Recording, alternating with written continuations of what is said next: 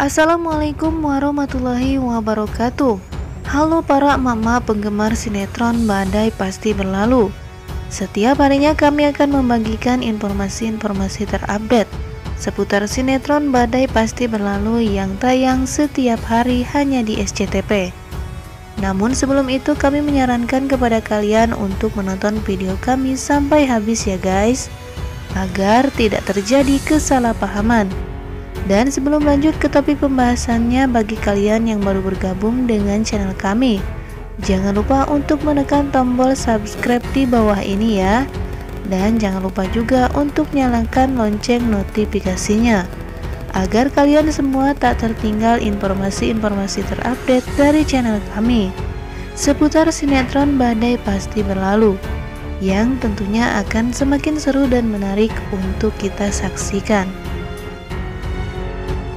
Baru saja menjalin hubungan rumah tangga dengan Leo, nampaknya kebahagiaan Siska akan terus dihampiri oleh masalah. Baru-baru ini muncul seorang wanita yang misterius yang mengaku pernah menjadi kekasih Leo di masa lalunya. Bahkan wanita itu mengaku sudah memiliki anak dengan Leo. Nah guys, apakah anak tersebut adalah benar-benar anak dari Leo? Ataukah wanita ini dengan sengaja ingin menghancurkan rumah tangga dan ingin memisahkan Leo dan Siska? Sementara itu, dendam antara keluarga Bu Arnas dan keluarga Pak Diki nampaknya akan dihancurkan oleh cinta Joni dan Mauren. Saat ini Mauren dan Joni mengaku sudah saling mencintai. Hal tersebut tentunya membuat Bu Arnas menjadi murka terhadap putrinya Mauren. Mengapa dia bisa jatuh cinta terhadap anak dari pembunuh kakaknya yang bernama Palen? Namun meskipun Bu Arnas tidak merestuinya, Mauren tetap ingin menikah bersama Joni karena dia benar-benar mencintai Joni. Mereka pun sepakat untuk menikah meskipun tanpa restu dari kedua orang tua mereka masing-masing. Karena percuma saja jika mereka meminta restu, orang tua mereka tidak akan pernah merestui hubungan mereka. Karena seperti yang kita ketahui, Bu Arnas dan Pak Diki terlibat dendam karena Pak Diki sudah membunuh putri dari Bu Arnas yang bernama Palen. Dia menjadi selingkuhan Pak Diki, namun akhirnya Pak Diki membunuh Palen. Dan hal itu membuat dendam di hati Bu Arnas tidak akan hilang untuk selamanya. Sementara itu, Mauren dan Joni menemui Bu Arnas di rumahnya. Mereka mencoba untuk berbicara dengan baik-baik dan meminta restu untuk hubungan mereka. Namun Bu Arnas malah memarahi dan mengusir Mauren dari rumahnya. Kini Mauren hanya ingin menikah dengan Joni karena ia yakin bahwa dia akan bahagia jika menikah dengan Joni. Lalu Mauren dan Joni pun pergi dari Bu Arnas dengan melihat Bu Arnas yang sedang menangis dan terpukul karena melihat Mauren sudah mengkhianatinya.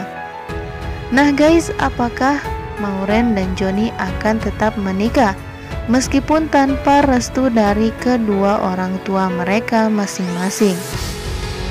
Di samping itu, Leo dan Siska yang baru saja merasakan kebahagiaan dalam pernikahan mereka. Terlihat Siska dan Leo yang sedang berada di depan rumah. Siska yang mengantarkan suaminya itu untuk pergi bekerja, serta diantar oleh ibunya Tante Marisa. Siska pun merapikan baju Leo selayaknya seorang istri. Tentu saja hal itu membuat Tante Marisa menjadi benci terhadap Siska. Seperti yang kita ketahui, Tante Marisa tidak pernah suka terhadap Siska. Lalu kemudian datang seseorang ke depan rumah Tante Marisa dengan tujuan ingin melamar menjadi seorang pembantu. Awalnya dia ditolak, namun akhirnya Tante Marisa menerima sebuah pesan dari Reta bahwa Reta sengaja mengirim orang tersebut ke dalam rumah Tante Marisa untuk mengawasi Leo dan Siska. Lalu kemudian ada seseorang wanita yang memperhatikan Leo dan Siska dari kejauhan di depan rumah Leo. Namun nampaknya wanita itu tidak suka dengan kemesraan Leo dan Siska. Siapakah wanita tersebut? Dan ternyata wanita itu adalah mantan kekasih Leo di masa lalunya. Namun apakah tujuan dia kembali ke dalam kehidupan Leo? Mengapa dia mengendap-endap memperhatikan Siska dan Leo? Sementara itu Tante Marissa yang tidak suka dengan Siska menyuruh Siska untuk pergi ke pasar dengan kasar. Namun Siska sudah menyadari bahwa Tante Marissa hanya bersikap baik bila ada Leo di rumah.